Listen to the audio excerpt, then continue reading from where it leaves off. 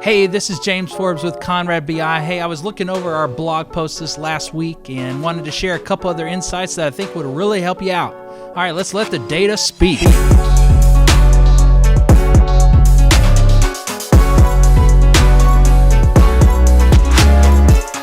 All right, so this blog post this last week was about keeping the visual simple.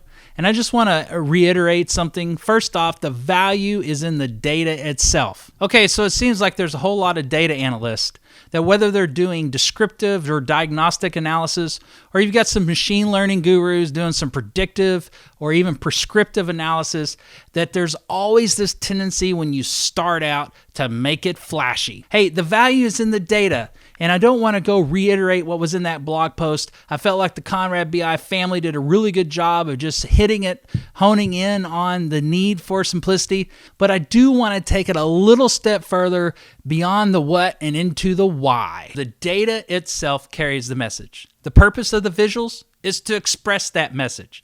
That's what it comes down to. And for some reason, when you start doing visuals, you're like, I want to make this flashy. And everybody's like, ooh, and ah. Or they're like, look, it's a map. It's a map. Why are we giving 30 to 40% of our screen real estate to a map that doesn't really show anything? Can you think of any other industry that people get so excited about a map on the screen? No. I remember when I was a kid, before we had maps on our phones, that we'd stop at a rest stop and I'd be like, look, there's a map. There's a map. But there's no point in putting it on BI visuals unless it communicates the message. I'm going to go ahead and throw something out here. If you have successfully implemented a map that justifies giving up 30 to 40% of your screen real estate, post it below. I'd love to see it. I'd love to highlight it. I've been looking for this for quite some time. It's like, look, there's a map. Yeah, that's great. It's a map. Okay, but does it communicate value? Do you get a lot of value of that 30 to 40%, or could you use that space for something else that could communicate that data in a much better fashion? The purpose of visuals is to help people make decisions.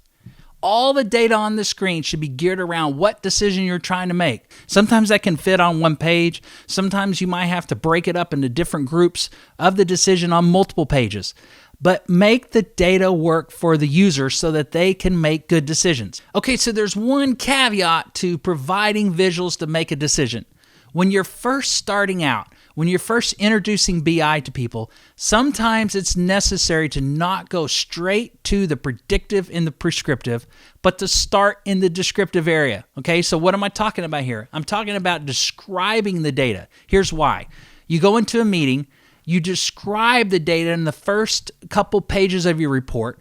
The people are able to relate to the data because they see it described in how they understand it works. Okay, you're not giving them any predictions up to this point.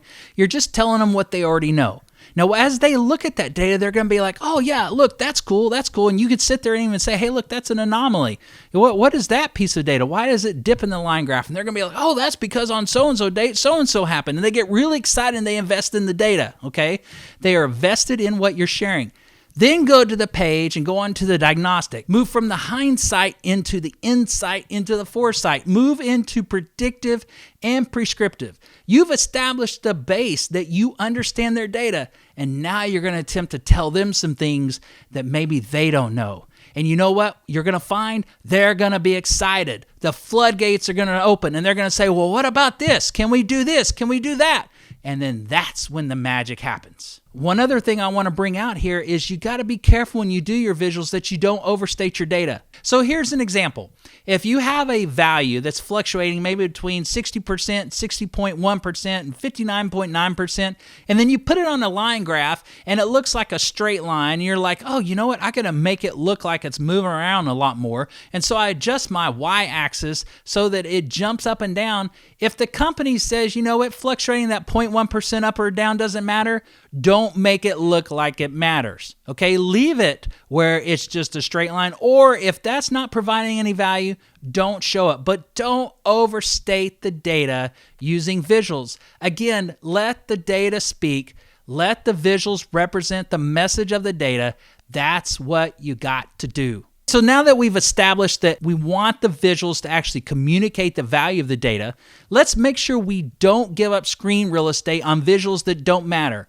Every part of that screen is important and should communicate some sort of value towards obtaining an insight, okay? So here's what I'm talking about. Let's say you have a pie chart and you're going to throw some categories on there, and one category makes up 99% of the values, and then there's 10 others that make up the 1%. That serves no purpose. There's no value in that pie chart.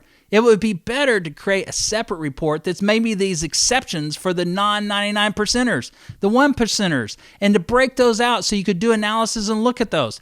Don't waste space telling people stuff they already know. They just need to get the information that they need to make the decision. So don't get me wrong here. I'm not saying the visuals shouldn't look cool, okay? They should look cool. I'm saying don't make them look cool at the expense of the message of the data. Reports should be aesthetically pleasing. You should look at it and be like, ooh, that looks really nice, okay? But not, again, at the expense of the data. So work hard and get a good formatted report that serves a function that allows the business user to actually make a decision. That is awesome. Okay, so there's already tons of data in the world today, okay? And it's already challenging enough to dig through all that data to find the insights. Let's make sure not clouding it up with a bunch of flashy visuals that don't serve any purpose. Use the data, let it speak, let it help. Hey, thanks for spending the time with me today. I hope that there's some value for you. I know it was really quick, but I just wanted to really hone in on the importance of letting the data speak for itself and not let the visuals cloudy what the message is. I appreciate the time that you gave. If you enjoyed it, please, hey, like below, subscribe to us. We got other podcasts coming, and give us any feedback below that you'd like for us to talk about in the near future. We love data. We love helping you with your data, and let the data speak.